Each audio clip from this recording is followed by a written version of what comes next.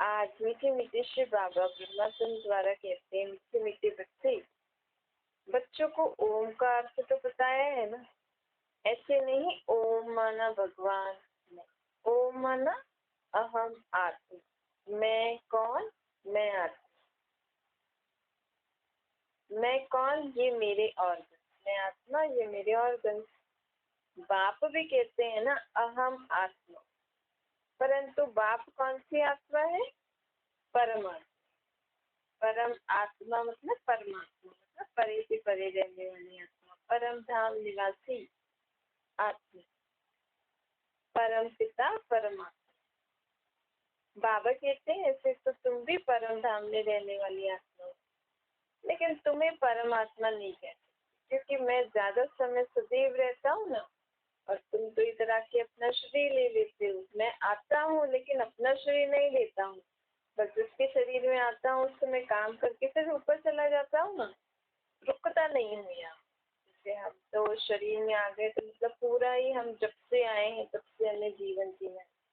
बाबा को तो जब सर्विस करनी होती है तब आते हैं उनके शरीर में, फिर करके फिर चले जाते हैं। एक बाबा की ही आत्मा है जो ऊपर नीचे आ सकती है। हम तो भाई आए हैं, एक गर्भ में आए, फिर हमने जिसके थ्रू जन्म लिया, फिर हमसे उनका हिसाब किताब सबसे शुरू हो गया।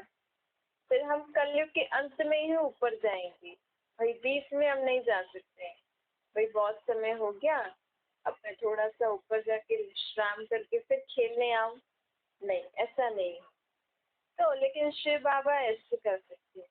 शिव बाबा नीचे आते हैं, सर्विस करके ज्ञान की मुरली सुना के फिर चले जाते हैं। फिर जब जब हम उनको सच्चे मन से याद करते हैं फिर आ जाते हैं हमारे पास, फिर चले जाते हैं। ऐसे शिव बाबा ऊपर नीचे आते हैं।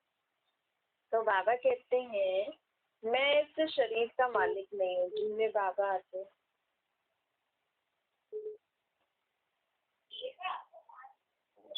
बाबा कहते हैं मैं इस शरीर का मालिक नहीं हूँ, जिनके शरीर में मैं आता हूँ। मैं तो सदैव ही परम धाम में रहने वाला हूँ। मैं क्रिएटर, डायरेक्टर, एक्टर कैसे हूँ ये समझने की बात है। मैं स्वर्ग का रचयिता जरूर हूँ, सत्य को रचकर फिर कलयुग का विनाश कराता हूँ। सत्य की भी रचना मैं ब्रह्मा द्वारा कराता हूँ, शंकर द्वारा विनाश कराता हूँ, क्योंकि शंकर के तपस्वी रूप से विनाश होता है। मैं करण करावन हार होने के कारण मैं कराता हूँ। देखो बाबा ब्रह्मातन में भी आते हैं तो भी खुद नहीं करते हैं, ब्रह्मा से कराते हैं। ये कौन कहते हैं? परम पिता परमात्मा। फिर कहते हैं मैं ब्रह्मांड का मालिक हूँ। ब्रह्मांड के मालिक तो हम बच्चे भी हैं। जब बाप के साथ हम आत्माएं रहते हैं तो हम भी ब्रह्मांड के मालिक हुए ना। उनको कहते हैं स्वीट होम। वहाँ पे कोई भी प्रकार की शांति नहीं है। फिर जब हम सृष्टि पर आते हैं तो फिर खेल खेलने लग जाते हैं। तो बाबा कहते हैं सृष्टि रची जाती है तो पहले ब्रह्मांड रचते हैं, जो फिर देव।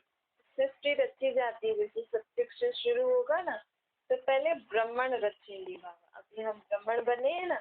ब्राह्मण क्यों बने हैं हम अभी? क्योंकि हमें पवित्र रहकर वैसे दैवी गुणों की धारणा करनी। हम अभी सीख रहे हैं ना देवताओं जैसा। अभी कलयुग में आसुरी हमारे सुबह संस्कार है, कल हमें देवताओं का पाठ बजाना है, देवी देवताओं जैसे। तो वैसे सीखना भी तो पड़ेगा ना, वैसे संस्कार स्वभाव बोलना उठना करना सीखना पड़ेगा। तो ब्राह्मण अर्थात जो पवित्र रहते हैं। तो बाबा ने अभी हमें पवित्र बनाने के लिए पवित्रता की प्रतिज्ञा कराकर हमें ब्राह्मण बनाया है। फिर हम जब पूरे देवी देवताओं जैसे संस्कार धारण कर लेंगे ना, अर्थात अच्छी पढ़ाई पढ़ के अच्छे मार्क्स ले लेंगे, फिर उस अनुसार हमें सत्युग में जन्म मिलेगा। अब जो सत्युग में आदि में आएंगे उनके पूरे 84 जन्म होंगे। शिव बाबा एवर पूज्य है और हम सत्युग त्रेता में तो पूज्य होंगे। फिर द्वापर कलयुग में हम ये आत्माएं पुजारी बन जाती। पुजारी बना था मांगना, भगवान को याद करके उनसे मांगना, उनको बुलाना, उनको याद करना, किसी न किसी इच्छा से, किसी न किसी प्राप्ति के कारण याद करना। और अभी हमें ज्ञान मिला है तो हम मिलन मना रहे हैं, वो प्राप्ति कर रहे हैं। भक्ति मार्ग में आश होती है, ज्ञान मार्ग में हमें वो सब मिल रहा है। आत्मा को तो पुनर्जन्म लेना ही है ना, बाकी 84 लाख नहीं जन्म। देखो हमारे 84 जन्म है, उसमें हम कितने दुखी परेशान कंगाल हो गए। बाप कहते तुम अपने जन्मों को नहीं जानते हो, मैं बताता हूँ। 84 का चक्कर कहा जाता है, 84 लाख का नहीं कहेंगे। इस चक्कर को याद करने से हम चक्रवर्ती महाराजा महारानी बन जाते हैं। अब बाप कहते हैं मामी कम याद करो, देह से देह के सभी संबंधों को भूल जाओ। भूलना अर्थात छोड़ना नहीं है, आत्मिक भान में रहकर सबसे संबंध निभाना है। यह हमारा अंतिम जन्म है ना। जब तक ये बात बुद्धि में ना आए तब तक समझेंगे ही नहीं कौन सी आत्मा परमात्मा, क्योंकि मुख्य तो यही है ना। अगर हम अभी भी अपने को ये आत्मा का पाठ, क्योंकि कई लोगों को आत्मा का नाम सुनते डर लगता है और वो ऐसे बिना आत्मा का ज्ञान सुने, परमात्मा के बारे में सुने ज्ञान सुनेंगे तो उनको कुछ समझ में आएगा? नहीं आएगा ना। ये तो ऐसे ही हो गया कि कोई भी जाके इंजीनियरिंग कॉलेज में बैठ गया, उसने कुछ बेसिक वगैरह कुछ पढ़ाई नहीं है, क्लासेस 12th तक क्लियर नहीं करी है, एंट्रेंस एग्जाम नहीं दिया, ऐसे ही कोई इंजीनियरिंग कॉलेज में चला जाए तो उसको समझ में आएगा कुछ? तो बाबा कहते इसीलिए जब तक आत्मा परमात्मा का पाठ पक्का नहीं होगा, समझोगे नहीं, तब तक बुद्धि में ये बात समझ में नहीं है। क्योंकि बाबा हम किससे बात कर रहे हैं? आत्मा से। ये शरीर तो हमें इस जन्म में मिला है ना, तो बाबा शरीरों से बात नहीं करते हैं। शरीर तो जड़ है ना, खत्म होने वाली चीज। जैसे तो एक हड्डी का ढांचा है, बिना आत्मा के शरीर कुछ काम का है नहीं है ना, पुतला ही है। कभी तभी तो उसको जाके जला देते, काम नहीं आते। देखो जानवरों का शरीर तो फिर भी काम में आ जाता है, हमारा शरीर काम में आता है, फटाफट से जला देते। बाबा कहते हैं ये पुराना शरीर पुरानी दुनिया, ये देह तो खलास होनी है। कहावत है ना, आप हुए मर गई दुनिया। तो हमें कैसे मरना है? बुद्धि से। जब हम अपने बुद्धि से ये सारी बातों से डिटैच हो जाएंगे दैहिक दुनिया से, सबको आत्मिक स्थिति में स्थित होकर देखेंगे तो हमारे एक तरीके से नया जीवन होगा ना।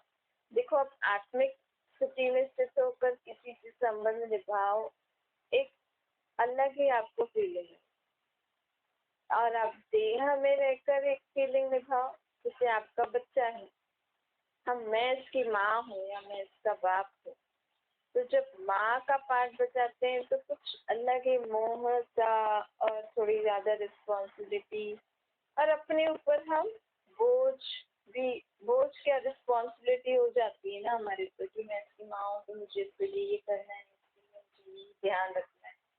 और यही मैं समझूं कि इसके शरीर में जो आत्मा है वो मेरा भाई है और हम दोनों भाई भाई हैं। मेरे इस भाई का शरीर अभी छोटा है, मुझे अपने इस आत्मा भाई को अच्छे संस्कार स्वभाव सिखाने हैं, अच्छी रीति इसको इसका जीवन बनाना है। हम दोनों का बाप एक परमात्मा है।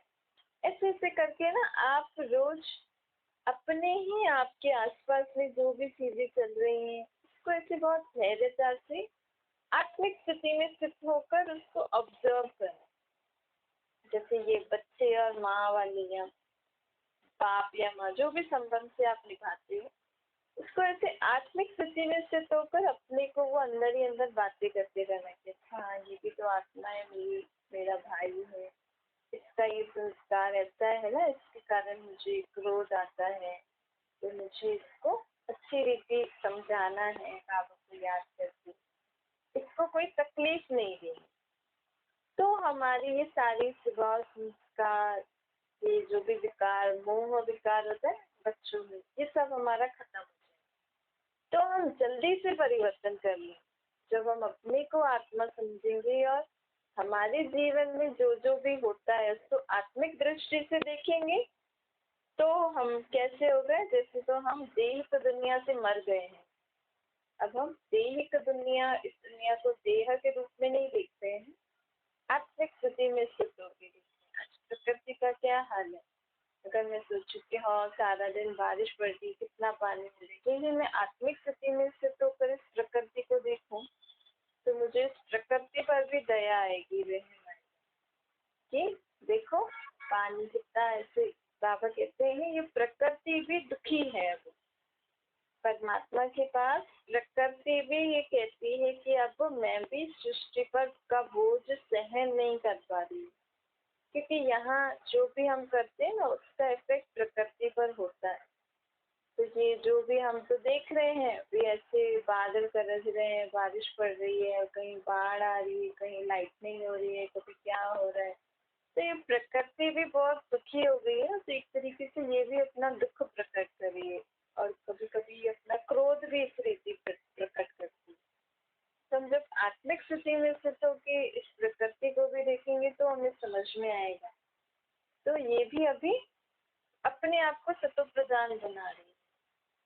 जैसे हम अपने स्वभाव संस्कारों को परिवर्तन कर रहे हैं ना बाबा को याद करके, तो ये प्रकृति भी अभी बाबा को याद करके जैसे हम बाबा को याद कर रहे, प्रकृति तो नहीं कर रही, लेकिन हम जो बाबा को याद कर रहे हैं वो बाबा की याद की शक्ति से प्रकृति भी सतो प्रदान बन रही है। इसीलिए प्रकृति की भी सफाई हो रही है। तो अब ये सारा कार्य हम कब समझ सकेंगे? जब हम आत्मिक दृष्टि से हर एक पूरी दुनिया को हम देखें, न सिर्फ खुद को, अपने परिवार को। जब आप दुनिया में भी कभी आपको कुछ दुख की बात पता लगे, जैसे दुनिया में कई बार रेप केसेस होते हैं, ऐसी कोई दुख वाली बात होती है, कोई किसी को बहुत बुरी तरीके से ऐसे कुछ न कुछ मार देते हैं, करते हैं, तो उन दुख की बातों को भी आप आत्मिक स्थिति में स्थित होकर सब कुछ देख, उसको ऑब्जर्व करना कि उस आत्मा का क्या था। आजकल छोटे छोटे बच्चों के साथ इतना गलत काम कर रहे हैं ना लोग, तो क्यों उसके प्रति? तो क्या होता है कि आत्मा में ये विकारों की जो है बहुत तेज होता जा रहा है ना, तो कई बार आत्मा अपने को कंट्रोल नहीं कर पाती है, उससे उनको फिर इस विकार में फिर अच्छे वैसे लोग दिखते नहीं है, कौन छोटा है क्या नहीं।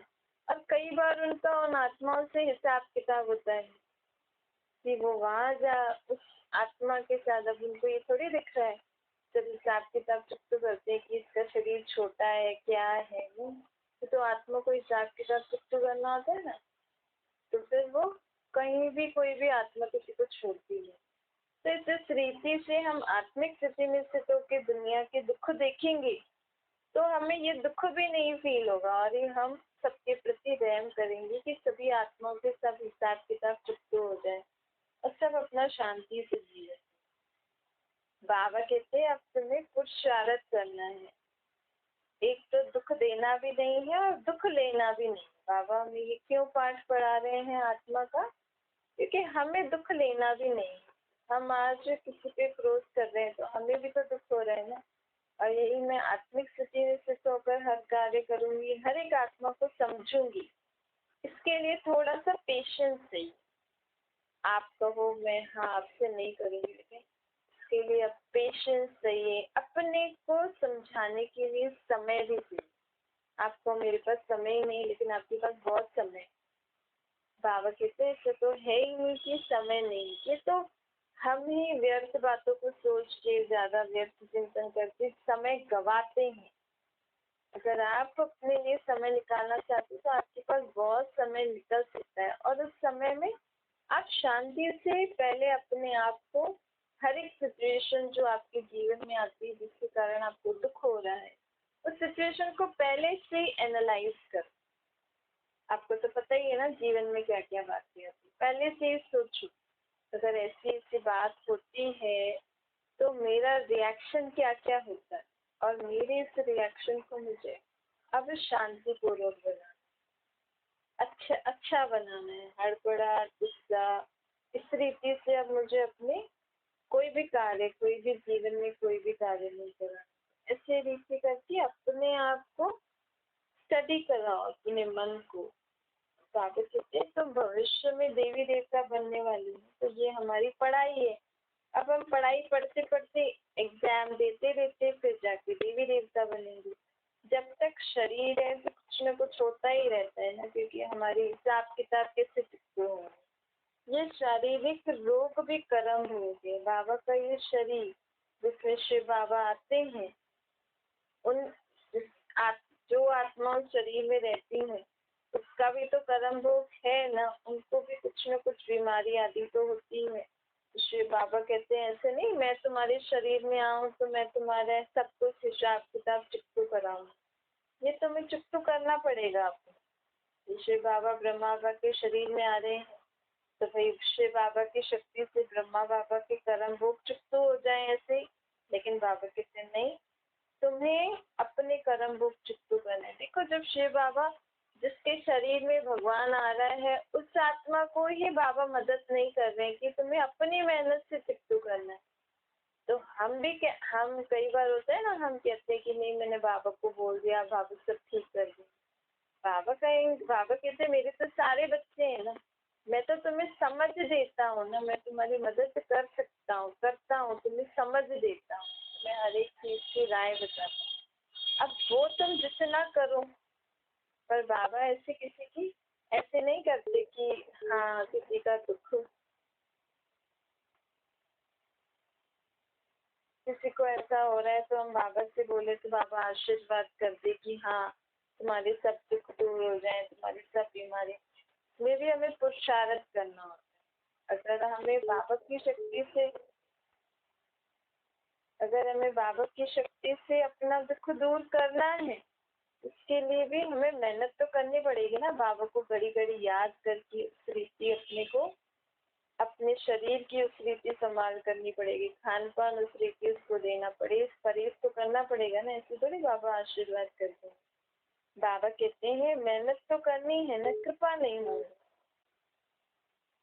तो बाबा बोलते हैं कि ऐसे कृपा नहीं मांगो, आशीर्वाद ऐसे नहीं बोलो, तुम मेहनत करो फिर बाबा आपे ही तुम्हारी मदद करेंगे। कहते हैं ना एक संकल्प, दृढ़ संकल्प आपका 100 कदम मदद आप बाबा की हमें मिलती है। बाबा की याद में ही हमारा कल्याण। जितना हो सके बाबा को याद करते रहो, योग बल से काम लेते रहो। गाते भी है ना, मुझे पलकों में छुपा लो, प्रिय चीज को नूरे रतन प्राण प्यारे कहते हैं ना। यह बाप तो बहुत प्रिय है, परंतु बाबा क्या है, गुप्त है। इसीलिए बाबा कहते हैं, इसीलिए बच्चों का बाबा से पूरा लव नहीं है, क्योंकि बाबा गुप्त है ना, बाबा दिखते नहीं है। तो बाबा को हमें पहले जब तक पहचाने नहीं, पहचानने के लिए हमें वो पहला तो वो रिलेशन चाहिए कि मुझ आत्मा का वो बाप। जब हम धीरे धीरे धीरे बाबा को ऐसे याद करते रहेंगे, बाबा से इतना कनेक्शन जोड़ते रहेंगे, तभी तो हमें वो लव आएगा ना बाबा से।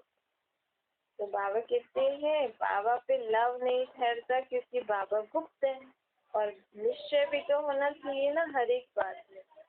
तो बाबा कहते हैं इसीलिए पूरी रीति पुरुषार्थ करो तो फिर बाबा पे लव आएगा।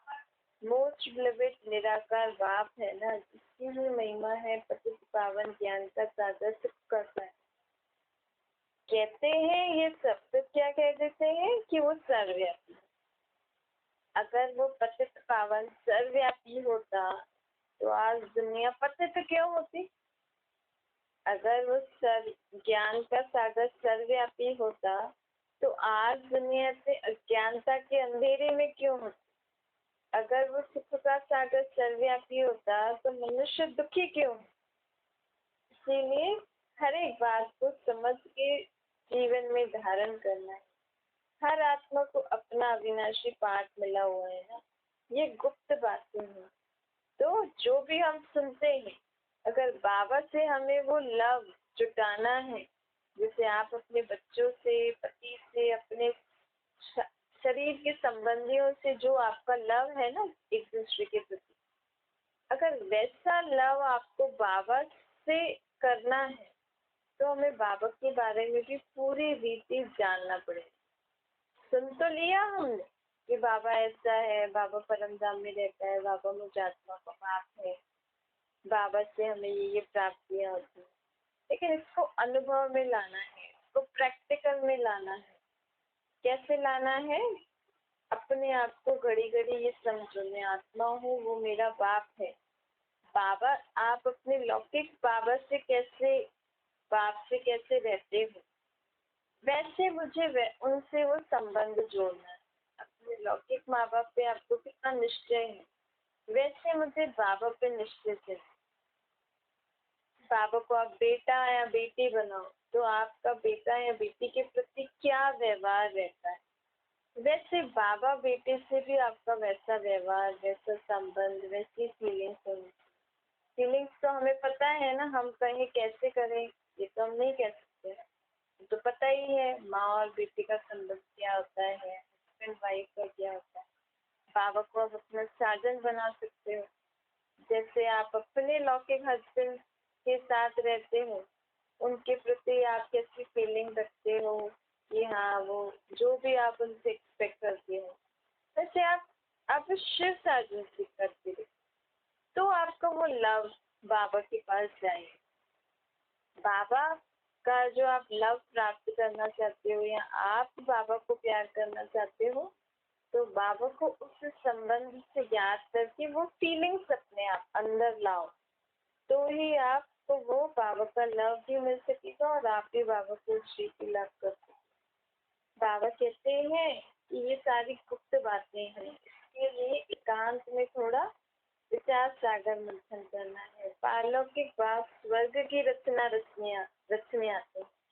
सोचो, आपने कभी इस बात को विचार किया है कि भगवान हमारे लिए स्वर्ग की दुनिया बना रहे। आज आपके लिए कोई बोले कि हम आपके लिए नया घर बना रहे हैं, तो आप अभी से आपके मन में क्या क्या फीलिंग्स आएंगी, अरे वाह नया घर बना रहे हो, क्या होगा, कैसे होगा, आपके मन में वही सारी बातें चलेंगी जब तक घर बनता नहीं। तो यहाँ बाबा हमारे लिए स्वर्ग की दुनिया बना रहे हैं, तो हमने कभी इसको डीपली सोचा? अगर नहीं सोचा तो अब सोचना कि बाबा मेरे लिए स्वर्ग की दुनिया बना रहे हैं। तो दुनिया, स्वर्ग की दुनिया से, दुख की दुनिया से अब हमें इस दुनिया में ले जाने आ रहे हैं। ऐसे ऐसे बाबा की ऐसी जो कर्तव्य वाली भी बातें हैं ना, इनको भी जब हम अंदर विचार सागर मंथन करेंगे, तो हमें वो बाबा के प्रति वो रिस्पेक्ट, वो रिगार्ड, वो लव आए कि जैसे हमारे लिए, चलो घर तो क्या, कोई अच्छी चीज भी हमें बोले कि मैं आपके लिए चीज लेने वाली हूँ, तो हम कितना खुश हो जाते हैं, उनके लिए हमें कितना रिगार्ड, रिस्पेक्ट और कितना अच्छे से प्यार की फीलिंग्स आती है ना। तो ऐसे ही बाबा की हर बात को, क्योंकि बाबा दिखते नहीं है ना, सिर्फ इन बातों को ही हम सुन लेते हैं, लेकिन बाबा कहते हैं जब तक हम इसको विचार सागर मंथन नहीं करेंगे, तब तक वो फीलिंग्स हमें बाबा के लिए नहीं आएगी और वो नशा भी नहीं चाहिए। फिर बाबा कहती है कि तुम अब किसके स्टूडेंट हो, आपका टीचर कौन है? God father. आप क्या पढ़ाई पढ़ रहे हो? देवी देवताओं से डिग्री प्राप्त कर रहे हैं, वैसा बनने के लिए अभी हम पढ़ाई कर रहे हैं। तो ये नशा होना चाहिए ना हमारे अंदर। कोई डॉक्टरी की पढ़ाई पढ़ता है, इंजीनियरिंग की, या किसी का टीचर कोई बहुत हाई पोस्ट वाला होता है, अच्छा उनका नाम होता है अगर दुनिया में टीचर्स में, तो वो कितने नशे से कहता है कि मेरा टीचर ये मुझे पढ़ाते हैं। तो ऐसे हर एक बात हमें अपने अंदर रिवाइज करके उसको फील करना है कि मेरा टीचर गॉड फादर है, जिसको लोग मंदिरों में ढूंढ रहे हैं, जगह जगह उनको बुला रहे हैं, वो मुझे पढ़ाते हैं। इस बात को ही आप एक थोड़ा सा विचार सागर एकांत में बैठ कर या कर्म करते हुए भी, समझो आपके साथ कोई काम नहीं कर रहा है और आप ऐसा काम कर रहे हो जिसमें बुद्धि का ज्यादा काम नहीं है, तो आप इस समय भी ये सारी बातें विचार करके अपने अंदर नशा क्रिएट कर सकते हो, अर्थात अपने अंदर एक्साइटमेंट क्रिएट कर सकते हो। फिर आपको ऐसा कुछ नहीं लगेगा, क्योंकि कई बार होता है ना, हम कहते हैं कि हम ये ज्ञान सुनते हैं, ऐसा करते हैं, वैसा करते हैं, तो लोग ऐसे सोचते हैं अच्छा ये ज्ञान में जाती है, तो फिर थोड़ा सा तो लोग ज्ञान को थोड़ा कम समझते हैं। लेकिन हम इसको ज्ञान वैसे वाले ज्ञान की रीति से ना ले, हम इस ज्ञान को बहुत ऊंचा अपनी दृष्टि में, अपने इस ज्ञान को बहुत ऊंचा चढ़ा सकते हैं। तो अगर कोई हमें ऐसे बोले तो हमें हमारी दृष्टि उनकी जैसी नहीं रहे, हमारी फीलिंग्स उनकी जैसी नहीं रहे। हम जो ज्ञान ले रहे हैं ये है पढ़ाई, और हमें पढ़ाने वाला गॉड फादर है। मैं स्टूडेंट हूँ, स्टूडेंट की भी फीलिंग आनी चाहिए। तो ऐसे हर एक चीज जो हम सुनते हैं उसकी फीलिंग ला। आप किसी की मदर, जो भी आप अभी पार्ट बजा रहे हैं वो तो आपका देह का पार्ट है ना, लेकिन अभी आपकी आत्मा कौन है? स्टूडेंट। किसकी स्टूडेंट है? God father. क्या पढ़ रहे हैं हम? देवी देवता बनने की पढ़ाई कर रहे हैं। अच्छा, इनमें से कोई भी बात मिल सके इसके इसके ऊपर डीप थोड़ा विचार सागर मंथन, अंदर मन में ही विचार सागर मंथन आता। आप काम करते जैसे और बातें आपकी बुद्धि में, मन बुद्धि में घूमती है ना, वैसे ये इनमें से कोई भी बात आ जाए कर्म करते हुए। अभी जैसे खाना बनाओगे ना, तो अभी बुद्धि में ये बातें रखती आप खाना बनाओ, फिर आप देखना आपको कितना नशा चढ़ता है, कितना अच्छा लग रहा है कि अरे वाह, मुझे पढ़ाने वाला कौन है? God father.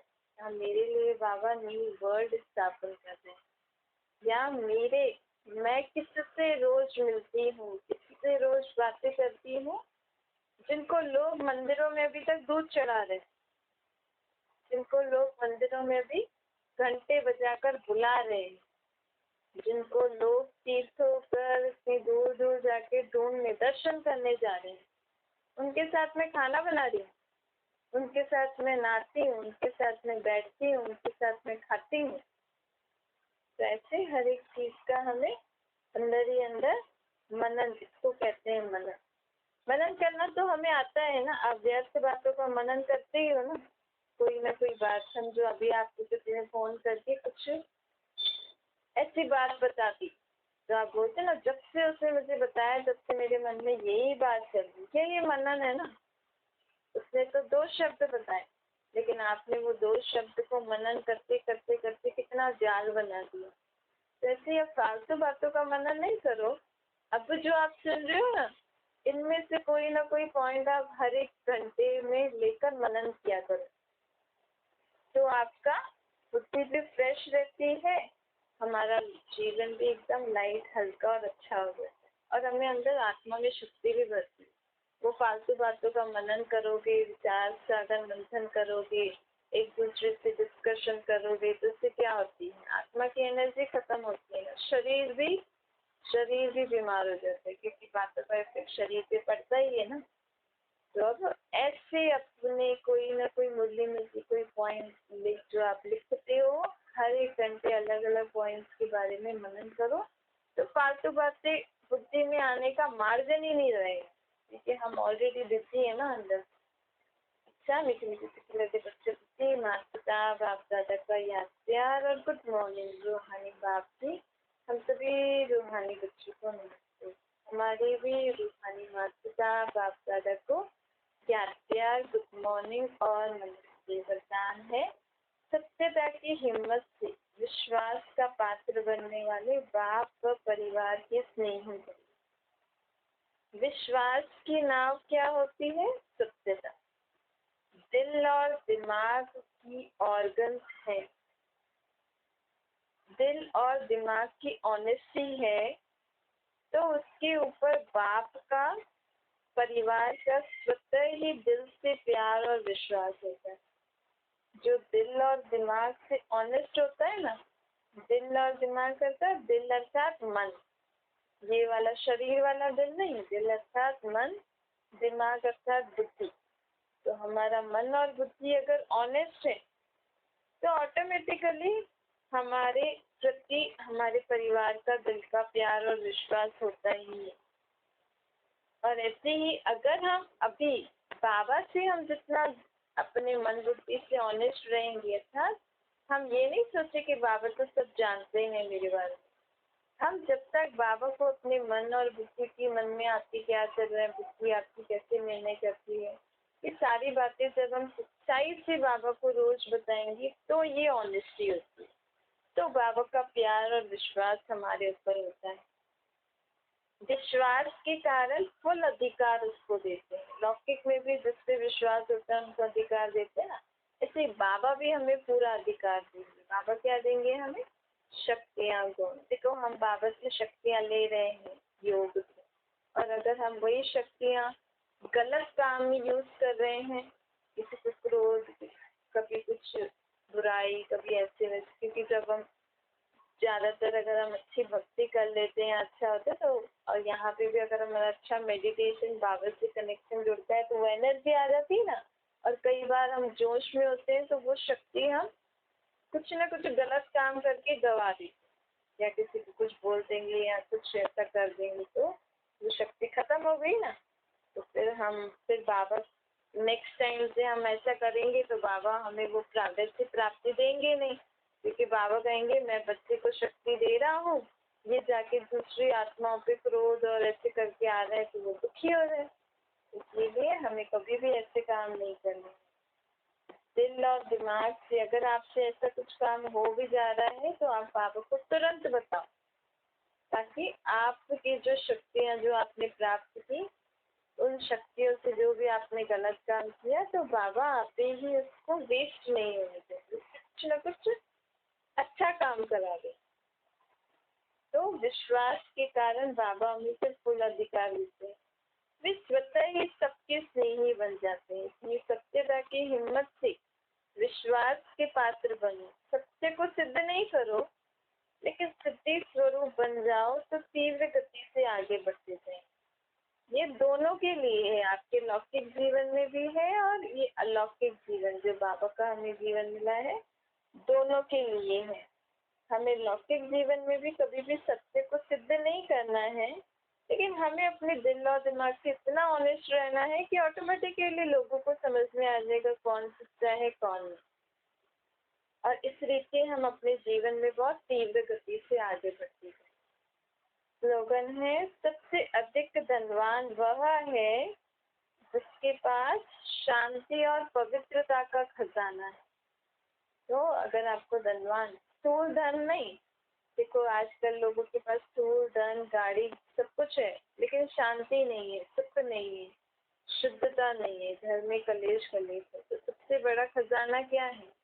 आत्मा का शांति और पवित्रता। आत्मा अगर शांत और शुद्ध होगी तो ऑटोमेटिकली भले वो झोपड़पट्टी में भी रहेगी तो भी वो उसकी खुशी का आनंद करेगी, उसकी अच्छी फीलिंग्स रखेगी, अपने को इतना धनवान समझेगी जैसे तो वो बड़े महलों में रहेगी, जिसमें उसको आत्मा का खजानों से भरपूर है। अच्छा, ओम शांति।